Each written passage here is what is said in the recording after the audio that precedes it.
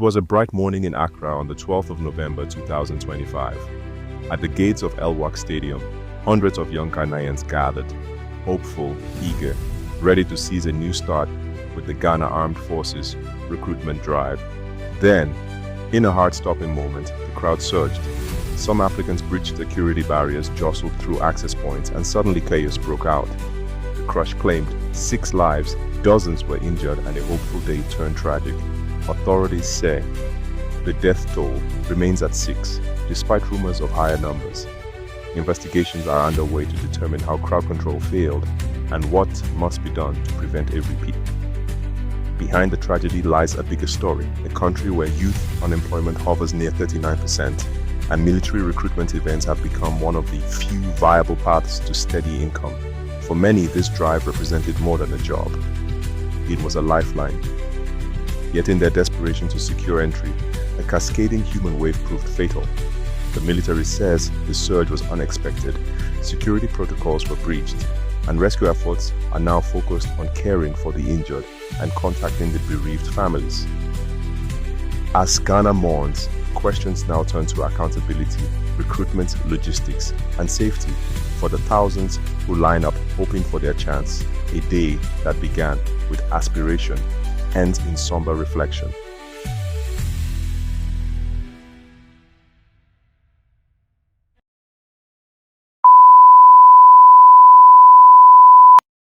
Welcome guys once again to my channel. My name is Kit, and today I saw some videos circulating online, and it's about the military recruitment process in Ghana. I personally have a little bit of experience concerning this recruitment process in Ghana because I actually applied for military in Ghana, and I think they have 2 different recruitment processes, or the entry levels.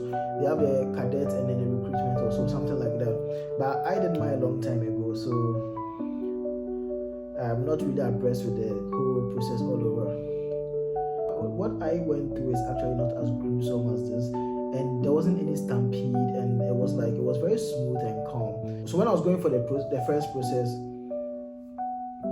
it was at El-Wak, the same place. I actually went at 7 a.m. and I didn't go queuing at dawn and all that, trying to get in early and all that. But I mean, it was a huge crowd, but not as huge as this is right now. And we entered smoothly, calmly. We were just listening to instructions and obeying whatever they were saying. So we entered smoothly, calmly, and nothing happened. After the first process, I got a message on my phone that for the next process, that was a body selection or so. So the body selection too was held at University of Ghana, Legon, the park, the stadium. And when we went, that one too, I actually even went there, I think I even went there later than 7. I think I was a bit late or on time. And we entered perfectly. It was a very, the stadium was full, but then we all entered, had our seats. Everybody had a seat, there wasn't any person standing here, or everybody had seats. And they'll call everybody out, and you come, and then they'll select your body, they'll look at your body, they'll turn you around in a tent, and then they'll tell you, okay, there's your height, there's this, okay, check. And they were just doing their normal procedure. And then even some people were engaged into competitions like running and all that. People were doing press-ups just to check their strength and their health, or all those things. So I actually passed the body selection stage. But when I came home from the body selection, I actually just told my father, I don't think I can go on with this procedure because of some few reasons, and it's not where my heart is, so I didn't want to go through that procedure anymore. He understood me, and my father has been very understanding. Anything that I do, he supports me and all that. So he understood me and said, okay, if that is not where your heart is, you are not supposed to be forced into doing something that you don't like. So then I just continued with my life, and asked me, do I regret my opinion? No, I don't regret any opinion. I am happy with who I am right now and what I have done.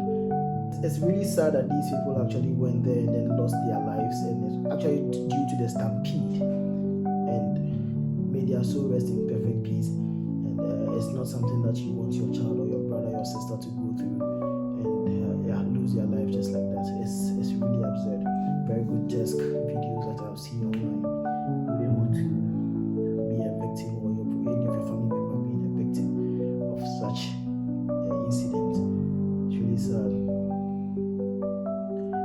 have somebody else to also invite to this show to give us her experience, because I know she also went through the same procedure. She went even farther than I did. I think she went through to almost the last stages of the process.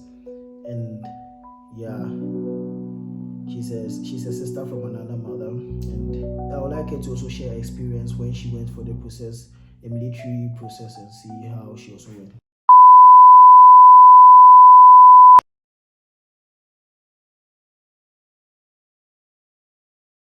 Welcome, Reska, to my YouTube channel.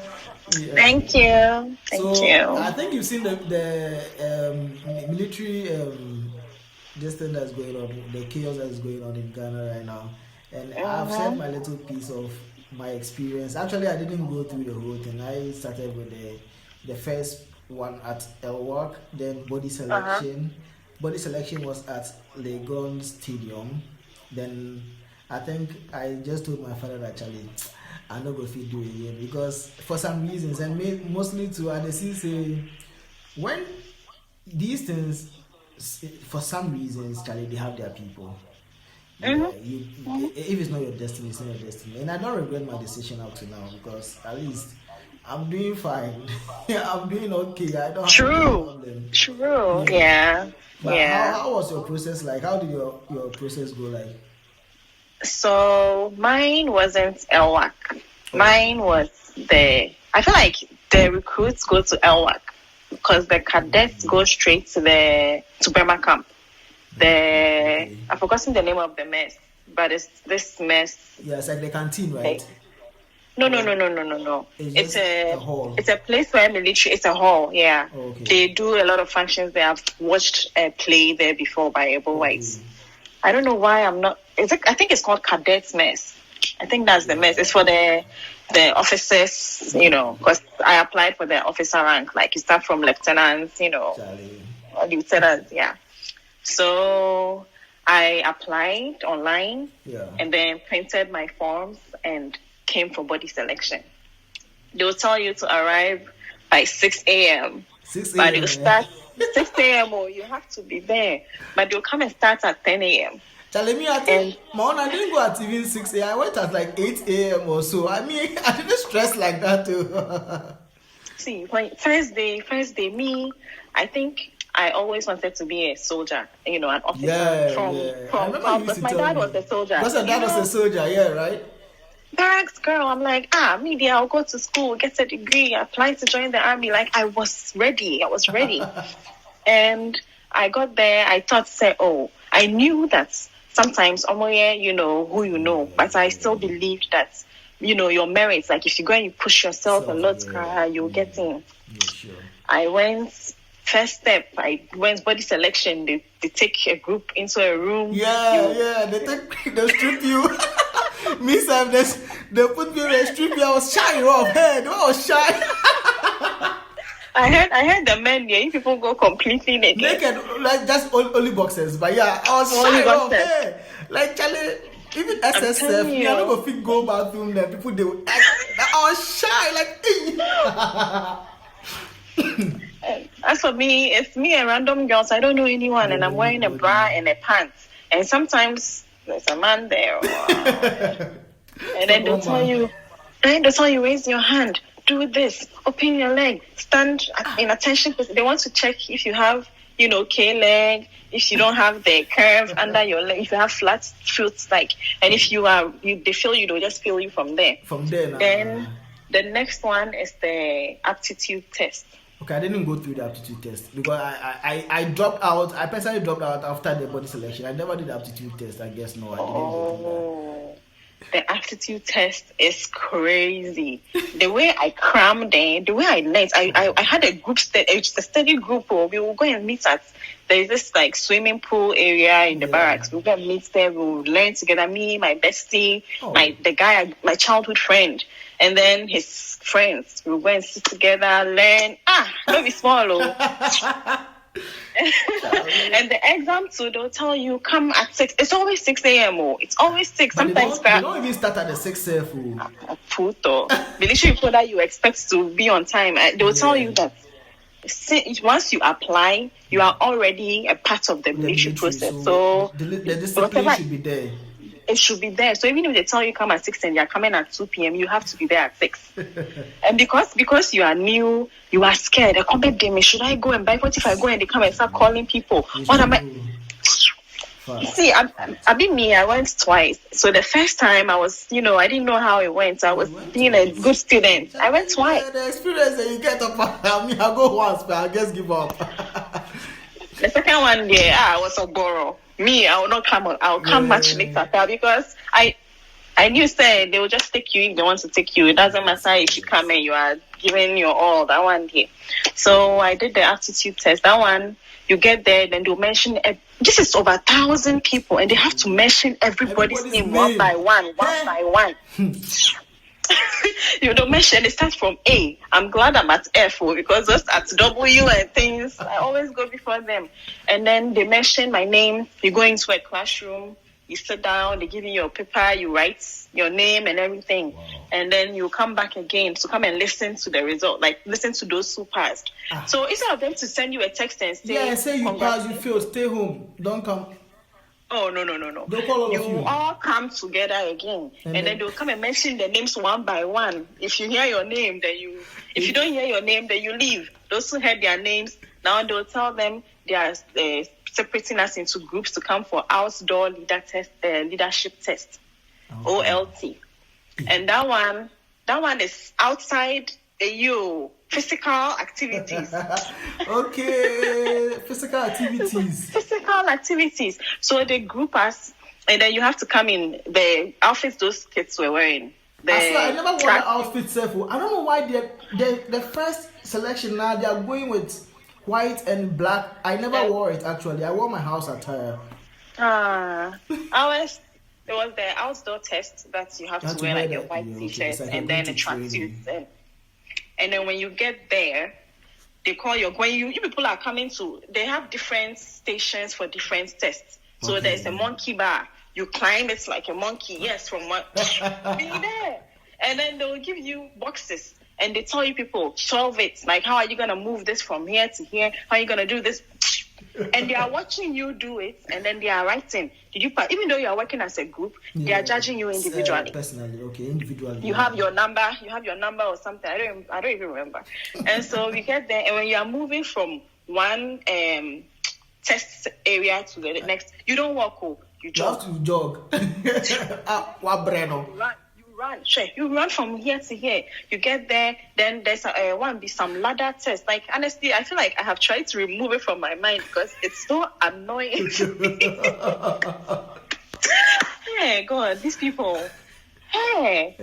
And then I think back to send me, I'm doing the same thing as the men, and I'm supposed to carry my weight and move my body, and then and then they'll ask you, how are you going to do this? And then you answer, I'll move from here to here. You have to work as a group. They want to see that you people are working together as a group. Yeah, move.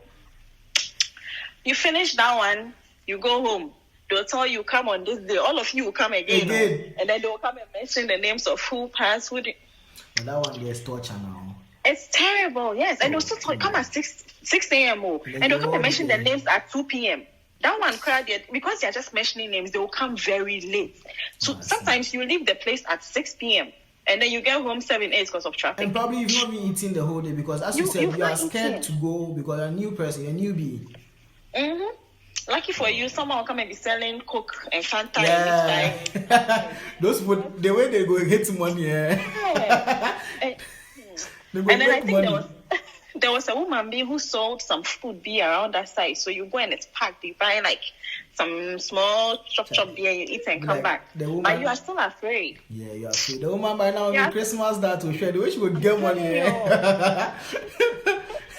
So after the outdoor leaderless test, if you come and you hear your name again, then you prepare for medical exam. Okay, I think I know about the medical exam. I actually never went to that stage, so. Oh. But I did it twice. Oh, what? I remember you told me something like that you did it twice. But what was it? What was the reason? Like, what was it? This thing? I mean, it's from one stage to another. So if you fail, you are disqualified. If you pass, you keep going to the final. And me, I went to the final. All this while, I went. So I was so happy. I'll tell my father, oh, this is what's happening. Oh, I did this. I passed the exam. I did. Charlie. All this while, you have people watching your results for you, correct? To be like, oh, you passed. Oh, you did this. Or, your daughter did wrong. What is sad for me? What is sad about your situation is it's not as if like that was your only option. You really wanted to be the military person. It's not as if you had no other options. I think you had like options of working in different places and all that. Like you were even working at this Rich Hospital, right? Yeah. So like it's not as if you were like that was your only option. And you that actually had my dream, that was just dream. And I know that Ghana economy is bad. Everybody, because when my father was becoming a military man, his time they needed people to come and join. Nobody wanted to be a soldier now. People didn't want to join. And so my father was a boxer, and then he moved to Accra. So they saw him box, and they were like, "Oh, we like you." So he pushed, and he became a military man. Yeah. And so I was like, oh, I want to do some. I want to make my father proud. I want to be better than my father. I want them to call me Mama. Like, yes, I want them to the uniform. I grew up there now. I've seen it all. My school that I attended from childhood to JSS. Bema Camp. I lived in that center in that box. So I was 18. I never lived outside. So I was like, this is my life. This is what I want. Mm-hmm. So it's like I have the passion. I was willing to come and fight and die for my country. And the people they took I sat down and I was like, you people are not serious. That's what I said. I was like, you guys are not serious. You don't know what you want because you know this is somebody what's it called? Who you know? A general's daughter. You are picking that person, but is that person hardworking? Is the person going to push? Or they are going to say, "Oh, it's my father now." Yeah. But I did the medical exam. The medical exam is not even just one day, and that one they tell you to be there 5:30 because they have to take your blood for if anything, your sugar and things. So they have to do it early in the morning. Early in the morning before you eat. Sure. So you go and then they'll check your blood. They'll check your BP, your height, your weight, to check your BMI. They'll check your ears. Your eyes. To make sure you can hear well. Your eyes. They'll do your cardio thing. They'll check your heart. Sure, don't be small, though. EKGs and then they'll check your heart. Yes. Lie down, they'll put the things on you and then they'll check. And if it's wrong, they'll fail you. But unfortunately, some people will not even pass medical. Some people have the BMI is even higher than it should, but they'll still take them because it's who you know. It's who you know. It's terrible. The system is bad. So I passed my medical. I had low blood issues, but fine. I still passed. Yeah, I think you had to go home and then eat some, get some nutrition. I remember you told me that your nutrition and all that. Yeah, I went back again. Mm-hmm. Yeah, and then God being so good, you passed. I passed. Then after that, they didn't come back for the blood test. It's true, and then it had gone up. And then I went interview. So they'll call for medical. If you fail medical exam, they will not even tell you. You will go to the hall again. Then they'll mention the names of those who passed. If you didn't pass, they'll tell you go to the hospital and go and ask them why you didn't pass. They'll not tell you. At least. And then this woman come, I don't know HIV. Do I have herpes? Like you don't know why they failed. It's a bit like nerve-wracking. Like you are there, you are thinking about what is going on, and then like, hey, they are saying I didn't pass for some medical reasons, and I don't even know. For me, sitting down here, I never even knew that I have a medical problem. Exactly. I feel very good. And because the medical exam, because of how long it will take for you to move from this test to another test, you'll be waiting. You have to go and we'll be in the canteen area. 37 military hospital, that's where you do the test. We'll be in the canteen area waiting. If it's time, they'll let you know and you people will come. Oh, it was messy because... So right after the medicals, what is the next stage? Interview. So the interview, you went to the interview? Oh, I went to the interview both times. Me, I went to... So the interview, you have a day that you do your interview. Yeah. So you come, you meet your group, and then they'll mention your name one by one. You enter, and there are these generals and, lieutenants, colonels, and things sitting down waiting for your heart self with a do cuckoo. and there's only one chair in front. So you walk inside. When you're walking inside, I think you march or so. I don't even remember. Like you march. Okay, you do training now. You go and stand there and you greet them. Good morning, sir. And and then they'll tell you to sit down. Before you sit down with your shoulder thing or your sticking. So even when you sit down, crying, they are looking at you. Yes, and you have to wear shoes. You have to dress up of shirt. You have to wear the different that suit thing with your pants and your shoes. Dress official, like no casual dressing. No. You come and sit down. Then they'll ask you, tell me about yourself. And you say, oh, my name is this. I come from here. I did this. I have a degree in this. And then they'll tell you to go and pick a paper and then read the question and give them, and they'll give you a time to write your answers and talk to them about. And they'll ask you, talk about global warming, talk about, like, it's random questions. So it's. Charlie, this one, you don't know anything. They'll ask you to talk about food. Yeah, it's crazy. Food. They'll ask you, is food essential? I feel like I wish I had all the questions right now, but it's random questions, like random questions. Is food essential? No, I'll go die. I think like something. I don't even remember the question, but you read and then you start writing. Oh, global warming. You know, this is what it means. This is, and then the effects of global. You have to write everything, and they'll give you a time to, talk to them about it. And you say, global warming is this and that. Talking to all of them is this and that and that and that. You know, it did this. When you say it, you have to explain. You finish, then they'll be looking at you, and then they'll start asking you questions. And 3 questions can come to you at once, and you have to answer each of them. Wow. And when you are done answering, and they'll ask you, what did you learn in this one? Because some of them are experts in the fields that you got your degree in. So they can ask you questions and you have to answer. Yeah. And when they are done, you have to sing and march and walk out of the room. Sing what song? Star in the army whichever Jama song or whichever song you want to pick, and then you march out of the room. And me like this, I laugh at everything. I'm singing and my voice is and I will laugh and they'll tell me, come back.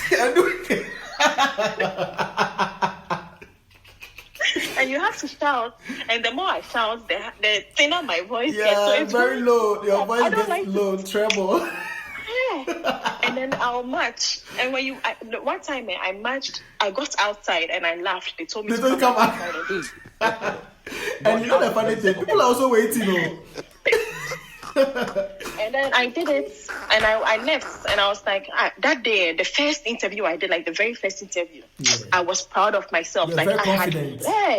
The way I talked, I answered every single question. Like I knew, like this one. I went. I told my father. Like you could see, said they were impressed. Like you could see, but I don't know anybody. So whether they were impressed or not, they are still not. I'm not in the list that they are looking at. Yes, true. I went. I told my father. I was like, Dada.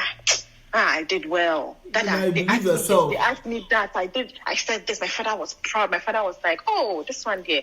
And I know we are not doing politics, but even if you are doing, you have to try and talk to somebody. So we spoke to someone. The person was like, oh, let her pass medical exam. Everything will be fine. Yeah. I passed medical exam. And it's not like I relaxed, though. I gave it my all. This man told my father that he forgot about me.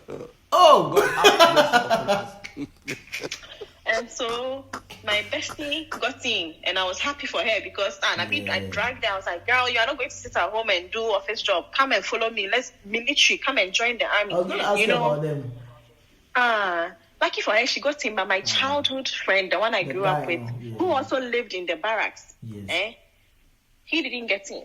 And that guy him and me, both of us, he was in room 6, I was in room 7. We grew up, like he was born a few months before me. Like we grew up in the same barracks. He went to Air Force Basic School. I went to Garrison. We are all in Bema camp. So we wanted this military. His big sister is a naval officer. So it's in the family. Like it's just a passion. Like not like it's like your calling. You want it. Yeah. It's not as if you didn't have options. That's what pains me. And this boy was training. What didn't he do? He didn't get. I was like, no, Charlie. Yeah, Fred. He was like, Charlie, Riska, yeah, Fred, I'm like, no problem. We try again next year. So the next year, I decided that I'm going to relax because the people that got in, they didn't do shit. Yeah, like you feel like they didn't do anything. They didn't try. They didn't do. They didn't push their legs to get it. And they didn't push. They didn't push themselves like I did. So I was like, why should I come and stress myself? So I think because I had a passion and because I loved the military so much, I believe they have some integrity. Like I don't care if you are, bringing people because they paid you or you know somebody, but at least pick people that are really passionate about the job. Like do not say they want to die for the job, Yes. And they don't care. So once I realized that they don't care, I was like, Charlie, you people are not serious. All of you are not serious. God have mercy upon us. So the second time. But because right now, look at you. You are not even like you are in US. You are not even in Ghana anymore. Like Charlie, sometimes I don't regret any decision that I made. Like $12. Like Charlie, come on. Like I don't date Ghana again. You know, date Ghana again. Like I mean, it's man. See, the second time, I think I became notorious at that point. Like everybody knew that this guy is coming. If I'll come late and I'll be back. What did you not see before? At the end of the day, what did you not see before? I even forgot to even add this. They'll tell you to go and get reference. Some plenty documents they'll give you. You have to go and get reference from big people. I'll go and talk to an Air Force, Air Marshal or whatever to write. And funny thing is, my own uncle. So my uncle, the person my father forced to go and buy forms to join the military officer. Yes. I think he got a promotion a while ago. My friend told me, I don't even care. I don't even want to even remember what position it is. This man is the one that is in charge of the people on the interview board. Okay. He's the one that will say you are on the interview board for everything. Yeah. This man didn't help me, even though my father is the one that bought forms for him to forced him to go and join the army. He never helped me. No, and I'll go to him to write. You have to get letter of recommendation. They'll write. It's not small, So second time, when everybody's rushing, I'm just in the back. Relax. Whether you like it or not, it will get to my turn. Relax, But me, it got to some time I was relaxed. I didn't have any, I didn't really. It wasn't my passion, so I just actually stopped. But right now, looking at the crowd, it's more than what we went through. The crowd, forget about the Stampede, but the crowd is like, it's really big. There's unemployment in Ghana because, more than half of them don't want to be there. It's just because of the security, job security that comes with being a military officer. Because, see, all the military recruits that I know, I know recruits, I know the cadets, I know some of them. Yes. Those that got in as recruits, all of them knew somebody. Some of them didn't even go through all this process. They're at home. Once it's time, they'll just call you, hey, come and join.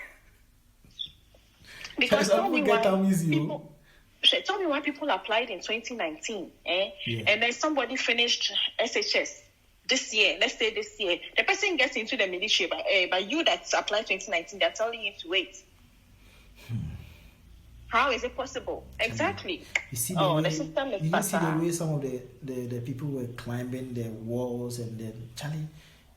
It's desperation. It's terrible. They should have. I don't understand. You should have opened the doors for them. Once you arrive, of course. Why are you locking the door and waiting? The El-Wak is big. The El-Wak is a big place. Why do they have to stand outside causing traffic and all that? The El-Wak is a big place. No food, no water. They are hungry.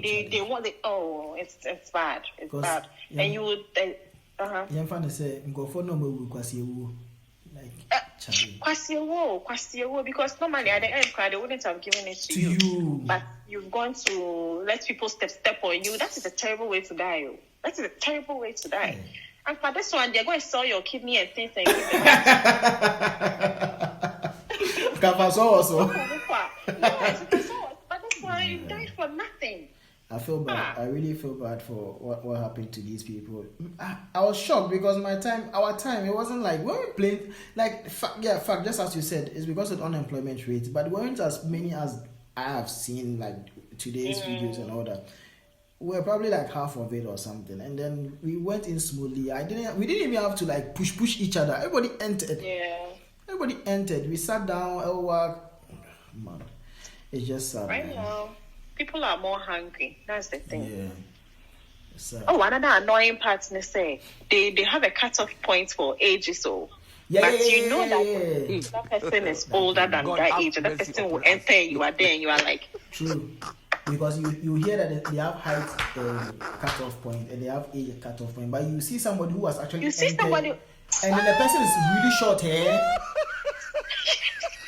Like I saw people who were short. I was like, this person, they just tell us, they make you just go inside, do the process. We go handle them because the person is actually short. Yes, and that person will enter you that you are perfect height, perfect age, everything on point. Yeah, it's really sad that you had a passion. Mine is not really that on that high end of, but you had a passion, and then they just dismissed all these things, and then a friend of mine, the first time he also applied twice. When he didn't get it, this boy got depressed. He went to dye his hair and things. That is how much it affected him. He dyed his hair. He's in the UK right now. See, Charlie, but you're in destiny. By now, that wasn't your destiny. That's why, you see, right now, look at me here right now. I did Germany, you right now, you did US. Like, it probably wasn't your destiny. And then it's sad to go and die when that's not where you actually was supposed to. Yeah. No, man. But me, dear, even though it's a terrible institution, I am glad that even if I didn't get my baby girl got that one. At least my Obie Nyaka Bachonya go and do the job for me. Like, let me see you in the uniform and say yes, you know. So and here I am right now, right now, I don't get government job for a year. If not because, Habi doesn't want me to do military. Like when I came here, if I was a single girl and came here, I would have joined the military here. I would have joined, but the benefits even outside, the benefits are even better than the benefits in Ghana. Training, the training in Ghana, it's intense. The first 3 months, everybody becomes like a broom. And black. You go lose your color. They train you like you are a dog. Meanwhile, abroad, you get to use, and you only use a young phone in not in Ghana. Not any Android or anything, but just like analog. But when you are in abroad, I've seen people train in the UK. Yes. My friend that didn't get in with me the first time, the second time he got in, he became the best student. They made him go and graduate in UK. Wow. He went to complete his. That means he was so good, and you people didn't take him in the beginning. So when they finally found a way to take him, the way he pushed himself, he went to graduate abroad, you know. And his sister was like the best naval student. She's always traveling. She was in India, she was in China, a year doing courses there because of how good she is, you know. Wow. So and I saw how he was training in the UK. It was more easy. He has his iPhone. Sometimes they'll tell them to go out. They'll go out and have drinks and come back. Like, so he's doing some of his experiences whilst he's inside the training. Yes, and you see the other people training and things. It's so smooth, and that is the same way it is in the US. But Ghana, you treat you like, it's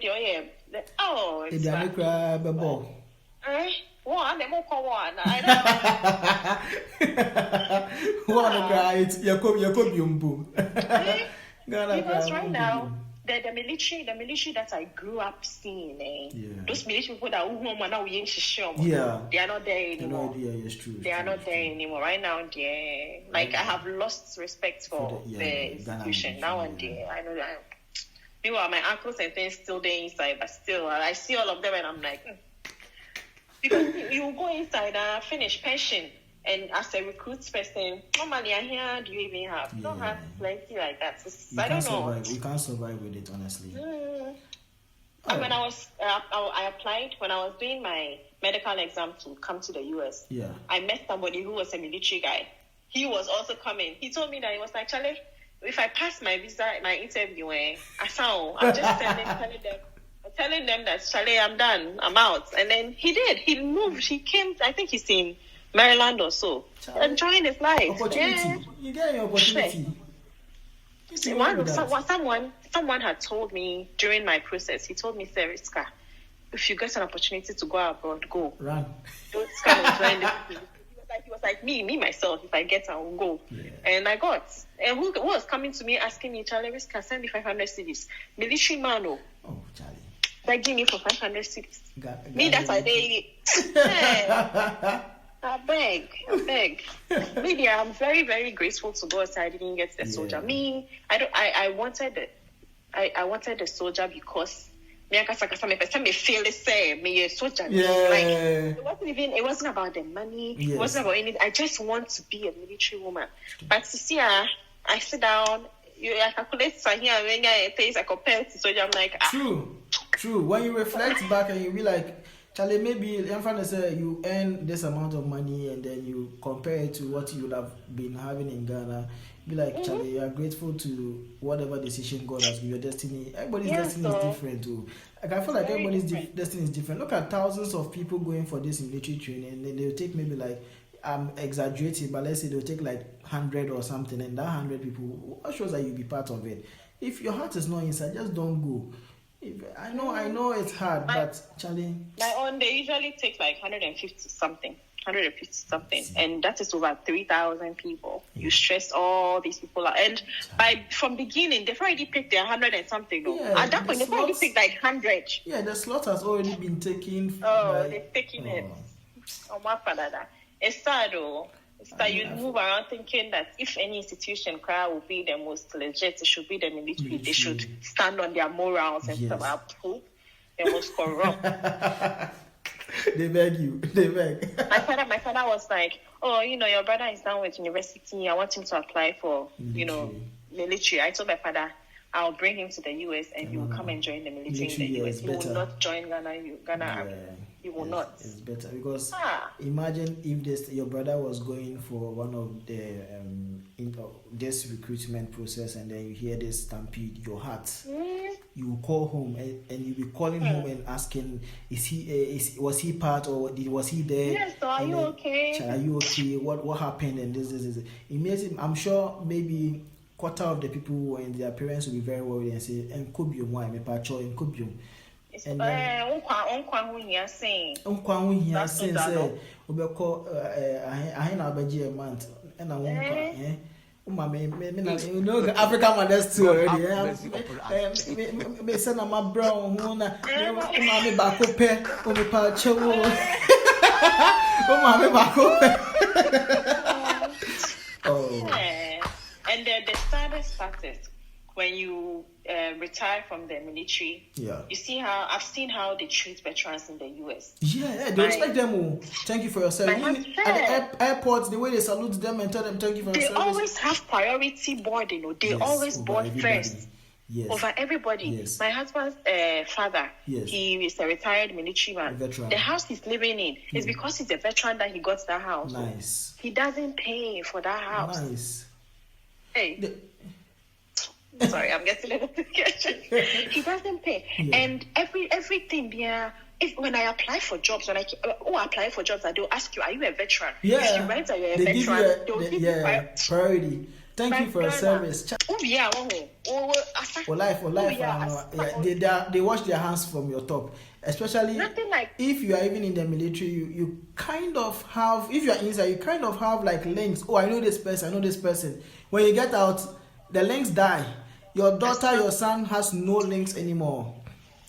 nothing like veteran, your friend is saying perks. You don't get any perks for being a veteran. Papa, he was at war. He went to war. He told me how he almost lost a finger. He was driving armor cars and things. It's not a joke. I was like, Dad, did you kill people? He's like, you never say whether you did or not. You would never okay, what happens there stays there. What happens in Vegas stays in Vegas. And I went for my grandma's funeral, and I was sitting with military women, officers that my grandma used to feed.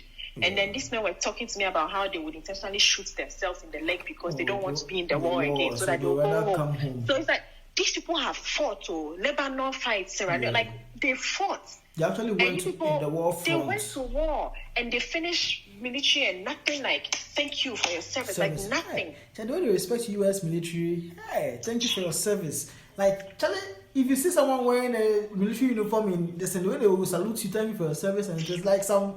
Hey. I don't know why they've made it that way, but it's really amazing. You can go to a shop, and because you have the veteran tag or whatever, they will give you your things for free. Wow. They'll say, you know what, it's on the house. Thank you for your service. Like they respect because they appreciate the things you've done for America. You've got to do a lot of fighting and things. So we are here enjoying. You did the work. You saved our country.